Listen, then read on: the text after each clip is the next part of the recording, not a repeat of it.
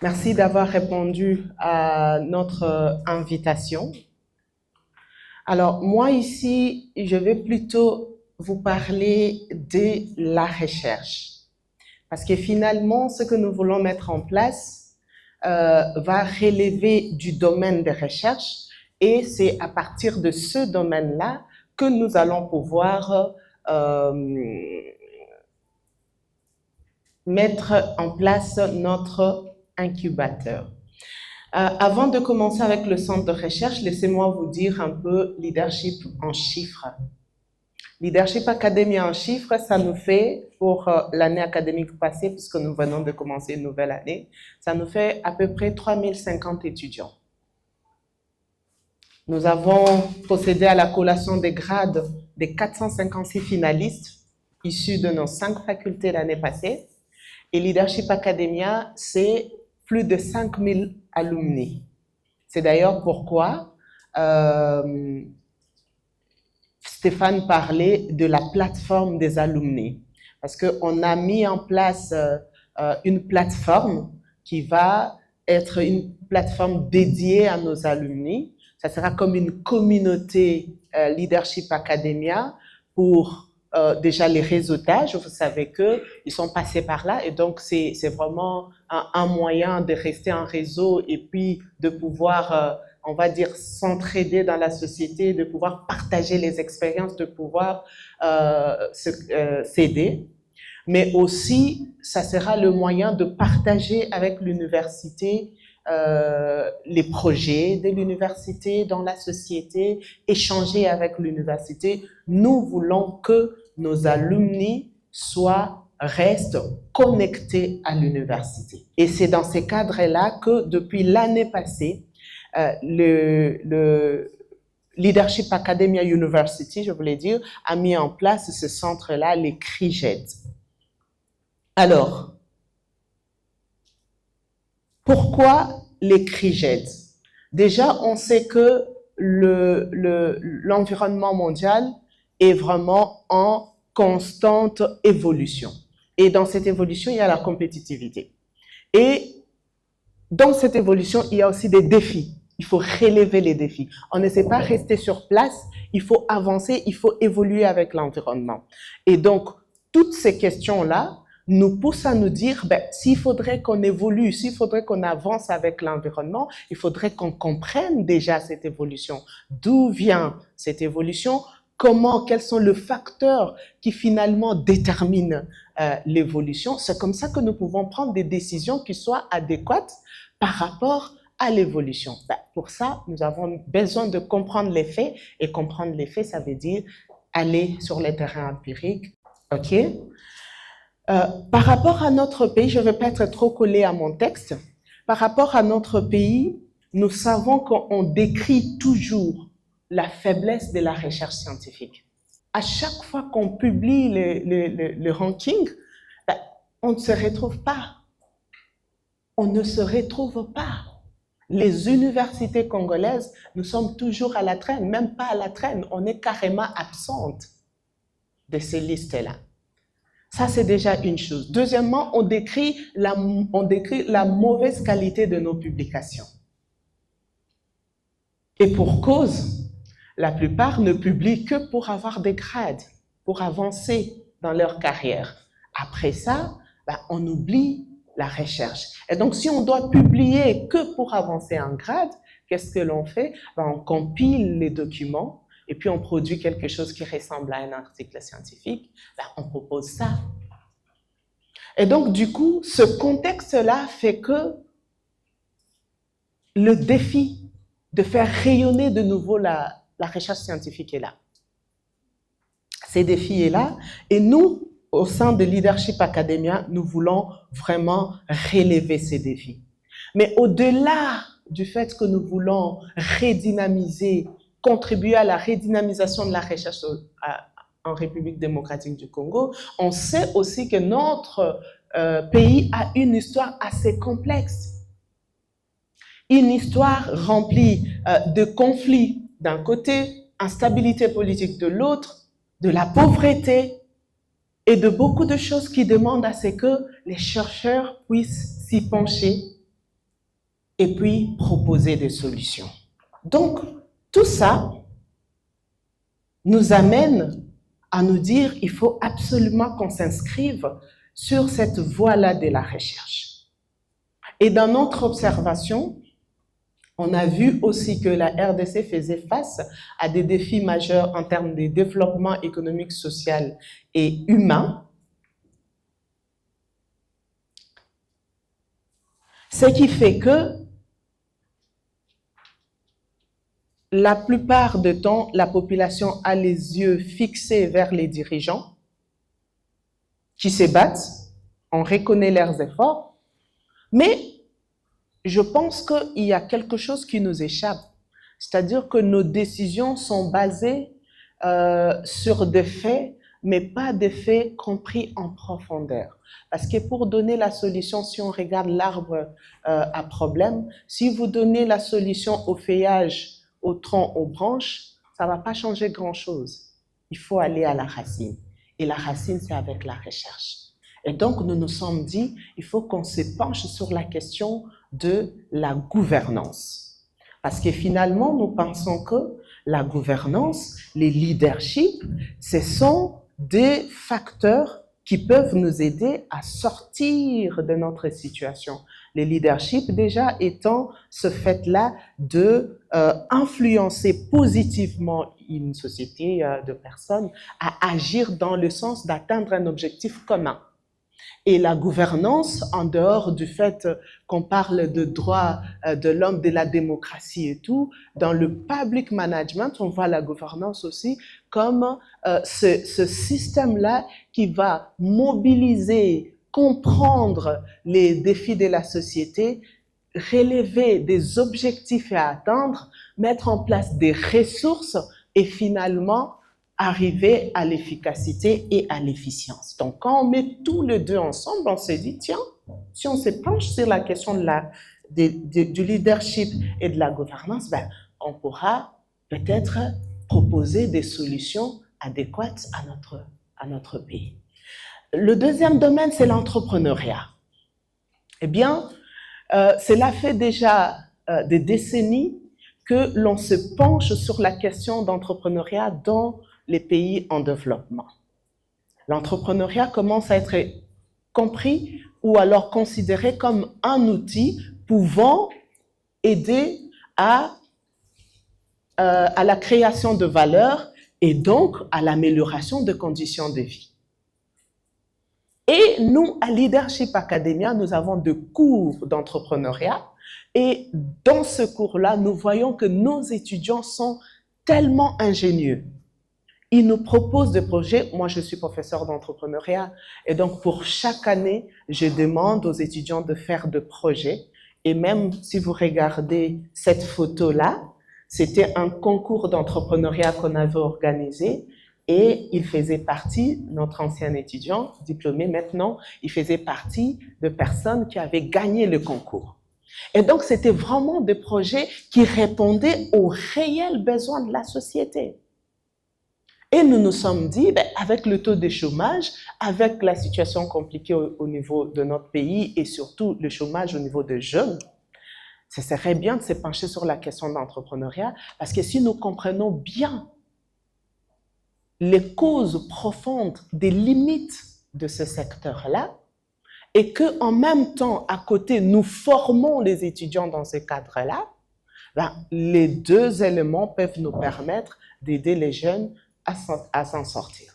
Et c'est comme ça que dans le centre de recherche interdisciplinaire, nous avons mis comme domaine la gouvernance, l'entrepreneuriat, mais qui repose sur le développement. Parce que finalement, les deux font partie du développement qui est l'amélioration en même temps quantitative et qualitative d'une économie. Donc c'est comme ça que vous allez voir, on a pu développer ces centres-là. Ben, la zone géographique, c'est vraiment Kinshasa, Leadership Academia, et petit à petit, on va s'ouvrir parce que Leadership Academia, c'est Kinshasa, mais c'est aussi Kolwezi, on commence à s'étendre, et donc du coup, ben, on va s'ouvrir dans toute la RDC. Je vais passer la justification. Alors, la vision. Euh, Georges Bernard Shaw, un écrivain, a dit ceci: certains regardent le monde tel qu'il est et se disent pourquoi.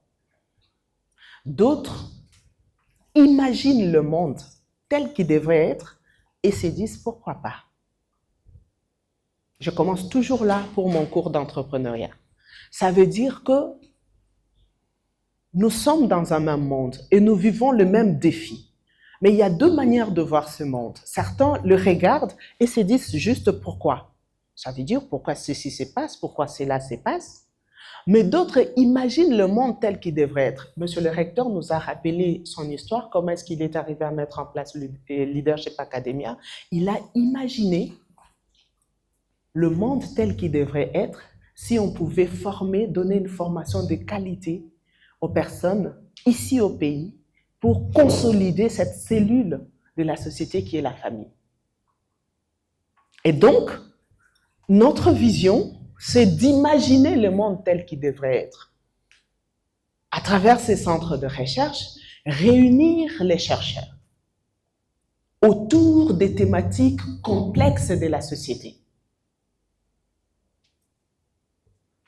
Qu'ils soient de notre institution ou qu'ils proviennent d'autres institutions d'enseignement supérieur et universitaire, qu'ils soient au niveau national ou au niveau international, les réunir pour réfléchir à imaginer le monde dans ce domaine de gouvernance, d'entrepreneuriat et de développement. Mais alors, comment ça sera possible? Ça sera possible à travers ce qu'on appelle l'interdisciplinarité. Aujourd'hui, dans la recherche, on ne se focalise plus que sur son domaine. En fait, pour mieux trouver la solution au problème, on regarde le problème à travers plusieurs domaines. Ça veut dire, on a un problème de malaria, la médecine peut regarder le problème de malaria, mais les économistes peuvent étudier aussi les coûts liés à cela. Je ne sais pas moi, les sociologues peuvent regarder tous les facteurs culturels autour de la malaria. Et donc, finalement, on va avoir une solution holistique qui va toucher tous les aspects possibles de cette maladie-là. Et c'est ça la vision de Leadership Academia, à travers les centres de recherche interdisciplinaires en développement.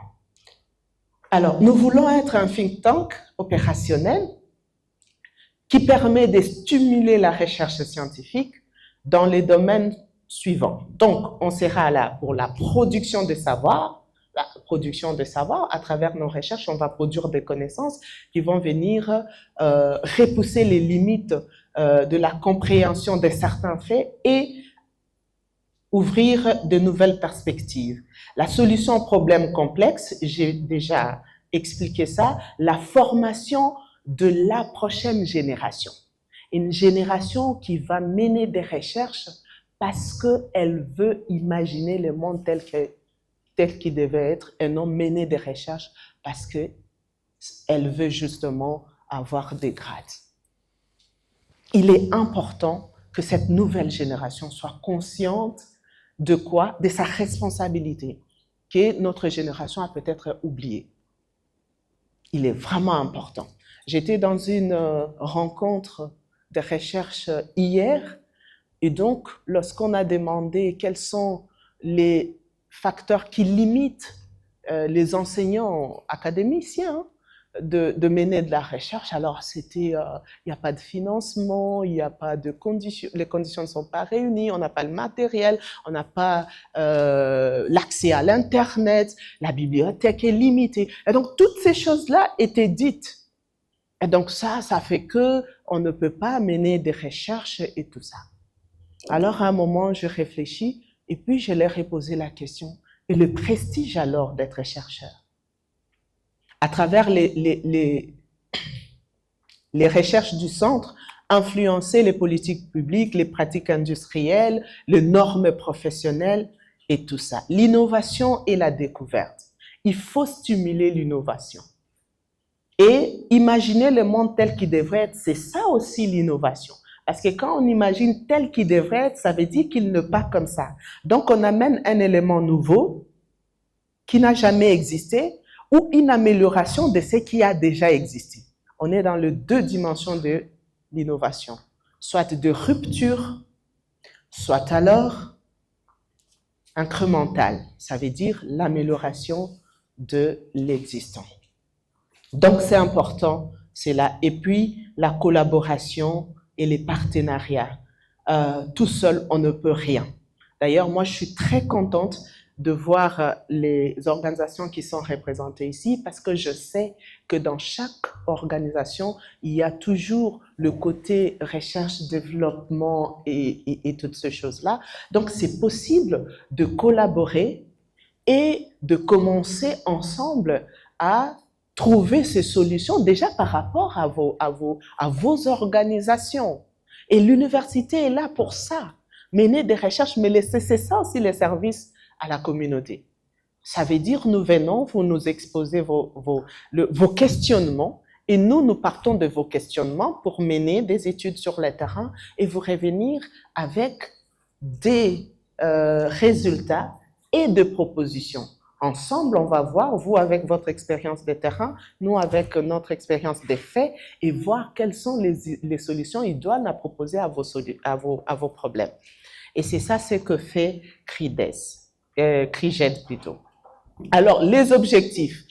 Nos objectifs, c'est fédérer les chercheurs, donc qui viennent de différentes disciplines, développer différents axes de recherche autour, en fait, de gouvernance, entrepreneuriat, développement, former les chercheurs, j'avais dit, la nouvelle génération, et là, on va plus travailler avec nos étudiants. Parce qu'on a compris que si on veut aller loin et vraiment améliorer les choses, il faut embarquer les étudiants qui sont attirés par la recherche et commencer à les former. Et ça va être l'innovation de cette année académique. Impliquer les étudiants dans la recherche. Je passe pour la stratégie. Alors, je vais aux thématiques. On peut aller aux thématiques abordées? Voilà. Alors, nous avions parlé de 3 thématiques clés, leadership et gouvernance. Dans le cadre de leadership et gouvernance, là, nous comptons mettre, c'est déjà un projet, un observatoire de la gouvernance. Okay? Voir un peu, analyser un peu la gouvernance au niveau de la ville, au niveau des institutions, même au niveau des entreprises, que ce soit les entreprises publiques et tout ça. On va regarder un peu les leaderships et les paradigmes transformateurs, mais aussi les leaderships éthiques, parce que ça, notre pays en a tellement besoin et monsieur le recteur a écrit tout un livre sur ça. Vous allez trouver les livres de l'autre côté si vous voulez bien. Alors, innovation, entrepreneuriat et inclusion financière, parce que tout simplement, entreprendre, pour nous, commence par cette imagination du monde tel qu'il devrait être. Ça veut dire on répond à un besoin. Puisqu'il n'y a pas de réponse à ces besoins, nous, on vient répondre à ces besoins.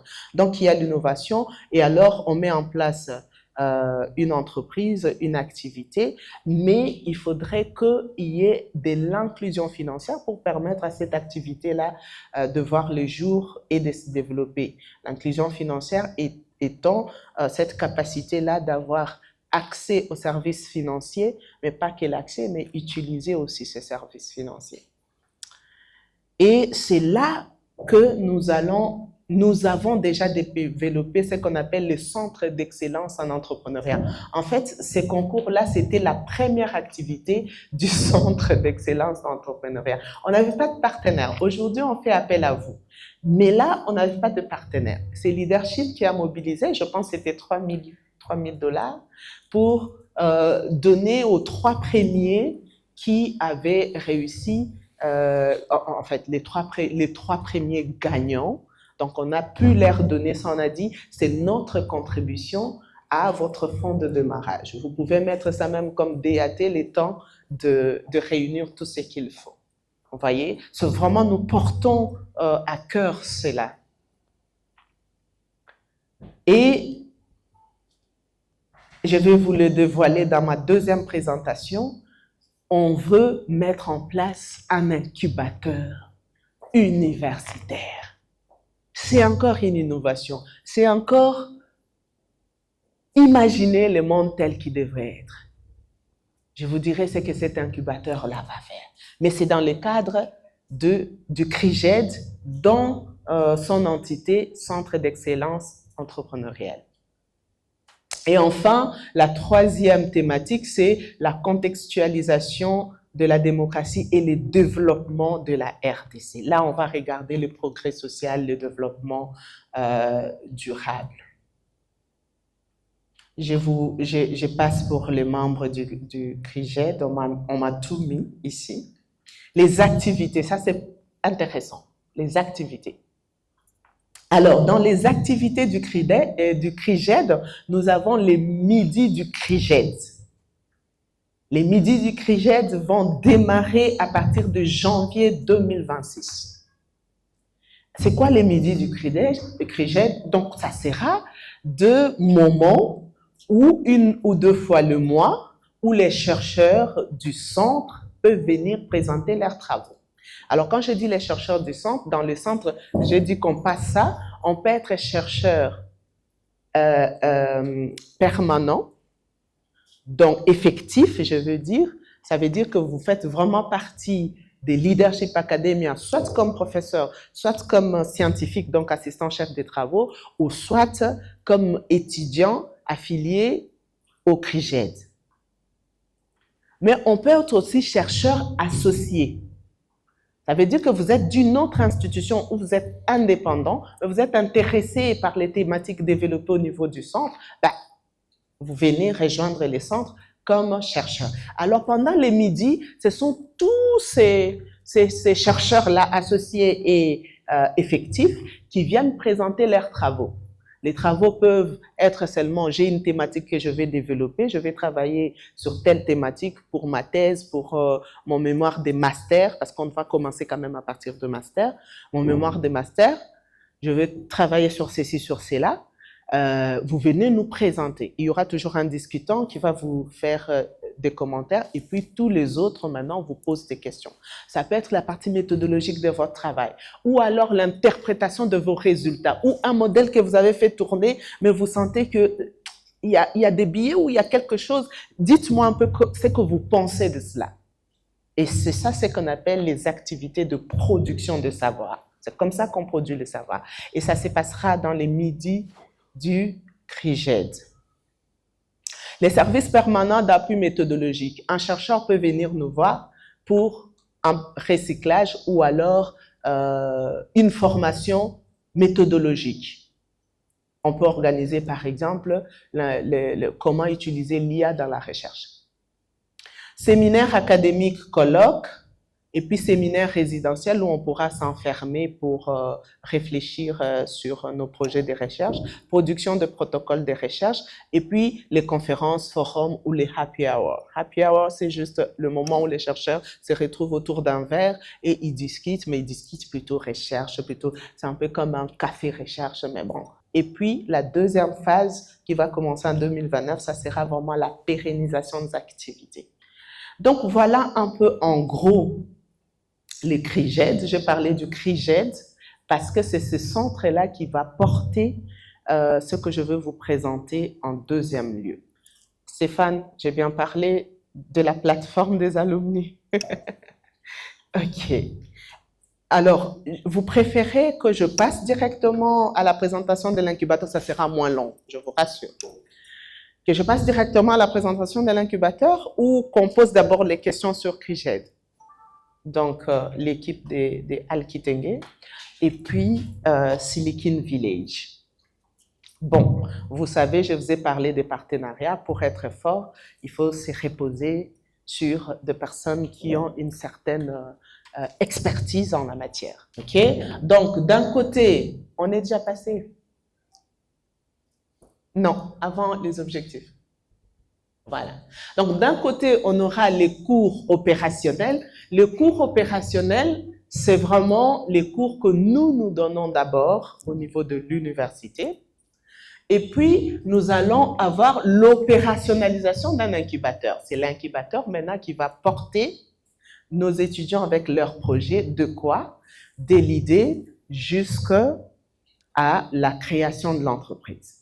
Donc, c'est vraiment ce qui va se passer. Et nous sommes partis aussi du constat avec les projets tutorés. Cette année, vous savez que le système a changé, on est dans le système LMD, et donc à partir de cette année, on n'a plus de mémoire en L3, donc l'équivalent des G3, mais ce n'est pas la même chose, parce que LMD, c'est encore un peu plus élevé. Et donc, nous avons eu de projets tutorés, et c'était vraiment impressionnant de voir comment nos étudiants pouvaient mobiliser des solutions pour les problèmes qui se trouvent dans notre société. Et c'est ça qui nous a vraiment poussé à aller à fond avec cette idée d'incubateur d'entreprise. Donc, de l'autre côté, ça sera vraiment prendre leurs projets et qu'on va considérer comme des idées, les former, les encadrer jusqu'à la création d'entreprises solides. L'objectif de l'incubateur, c'est d'abord sensibiliser nos étudiants, sensibiliser tous ceux qui viendront et qui passeront par cet incubateur-là. On va les sensibiliser sur quoi? Sur les fondamentaux de l'entrepreneuriat. Il est important de savoir ce qu'on fait. Parce qu'à Kinshasa, on peut se réveiller un matin, on s'est dit, ah tiens, je vais commencer une activité, et tout de suite, on s'est dit, je suis entrepreneur. Parce que l'entrepreneuriat ajoute la dimension innovation. Alors, dans outiller, ça sera tout simplement doter les étudiants de connaissances, compétences et tous les outils qui vont leur permettre de transformer leurs idées en entreprise viable. Et puis ensuite, former. Et ça sera vraiment une formation complète. Parce qu'on ne peut pas rester dans un incubateur dans les cadres académiques. Donc, il faut passer tout de suite à la pratique et puis par la suite, partager l'expérience. Le partage d'expérience, c'est vraiment inviter à chaque fois les entrepreneurs à succès pour venir partager leur expérience avec les entrepreneurs et ça, c'est stimulant. Donc, les interventions d'experts et d'entrepreneurs. Donc, on a les fondamentaux de l'entrepreneuriat, on a la conception, validation de projets, et puis la mise en œuvre et le financement. Ça sera vraiment les trois parties là. Donc, dans la mise en œuvre, on va aller jusqu'à comment rédiger un business plan, comment réfléchir à son modèle économique, parce que généralement, on commence une entreprise sans du tout penser au modèle économique. Ici, nous sommes dans un centre de recherche interdisciplinaire et on aimerait aussi que notre incubateur intègre cette logique d'interdisciplinarité. Et donc, du coup, on va combiner cette formation sur l'entrepreneuriat avec la formation sur le leadership, parce que ça a un impact sur la gouvernance, et on va connecter l'approche recherche académique et l'entrepreneuriat appliqué. Alors, comment l'incubateur va fonctionner? Dans la première phase, ça sera la sélection et l'admission. Appel à candidature ouvert aux étudiants, les récents diplômés. Et nous sommes en train de voir, on va d'abord commencer par les étudiants de LAU, les alumni, et on va voir comment est-ce qu'on pourra aussi ouvrir ça à d'autres. Sélection, pitch devant un comité académique et entrepreneurial. Et la deuxième phase, c'est l'idéation. Donc là, on va commencer maintenant à structurer l'idée en projet d'entreprise en passant par les différentes étapes que j'ai évoquées tantôt. Troisième phase, incubation, expérimentation. Là, c'est vraiment outiller les incubés pour qu'ils puissent acquérir les compétences nécessaires pour la structuration de leur projet. Ce que nous voulons faire aussi dans le financement de ces projets, c'est vraiment de voir la possibilité qu'il y ait de participation, des prises des participations. Donc, ça veut dire que un étudiant qui a un très bon projet mais qui n'a pas de financement, on sait bien que sans expérience, la banque ne va pas, à moins d'être dans un programme, mais la banque ne va pas lui accorder les crédits. Mais il y a ce qu'on appelle de business angels qui peuvent croire en son projet. Financer, mais financer pas gratuitement. Ils peuvent prendre participation, comme ça ils vont bien suivre le projet et l'amener au succès. Alors, on peut faire des micro-subventions à LAU avec nos partenaires, des prêts d'honneur, ces prêts-là qui sont à 0%, avec pas trop de conditions et ainsi de suite, parce qu'on croit au projet, ou des tickets d'investissement, ou même, comme je disais, la prise de participation. Et puis, on peut aussi avoir des partenariats avec des fonds d'investissement externes pour le scaling. Et là, on a l'honneur d'avoir monsieur le conseiller, professeur Corneille, du ministère de l'entrepreneuriat. Et donc, nous pensons que vous avez aussi des projets avec les jeunes. Vous nous avez invité à une table ronde pour ça. Donc, voilà. Nous avons de bonnes idées et nous pouvons collaborer avec vous. Bonjour, monsieur le secrétaire général à la recherche. Donc, voilà, c'est possible. Vous voyez, des partenariats. Oui, merci. Nous serons accompagnés par Silicon Village parce que vous savez qu'ils ont quand même une expertise en la matière. Et donc, on a voulu se faire accompagner par les meilleurs dans le domaine. Dans la conception et l'animation de programmes entrepreneuriaux, ils vont participer. Nous allons aussi rajouter notre expérience, la mise à disposition d'experts et mentors issus de son réseau, ce qui est une très bonne chose, l'intégration de meilleurs projets dans son accélérateur Grandir et faire grandir, puisqu'ils ont un accélérateur comme ça, et puis l'ouverture à des opportunités de financement via ses partenaires.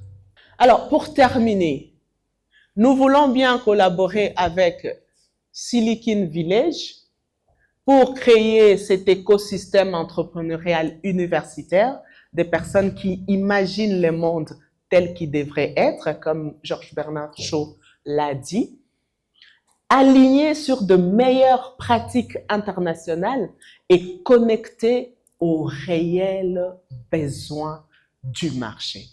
C'est ce que nous voulons faire. Mais pour les faire, nous avons besoin de moyens. Nous avons besoin de moyens parce que en nous donnant ça, c'est la proposition de Silicon, je voulais vraiment vous le montrer. En nous faisant cette proposition, il y a un coût derrière. Et vous savez qu'il doit y avoir un coût dans cet accompagnement. Et donc, du coup, nous nous sommes dit, nous imaginons le monde tel qu'il devrait être, mais dans nos ressources, nous n'avons pas suffisamment. Mais nous pensons que le Congo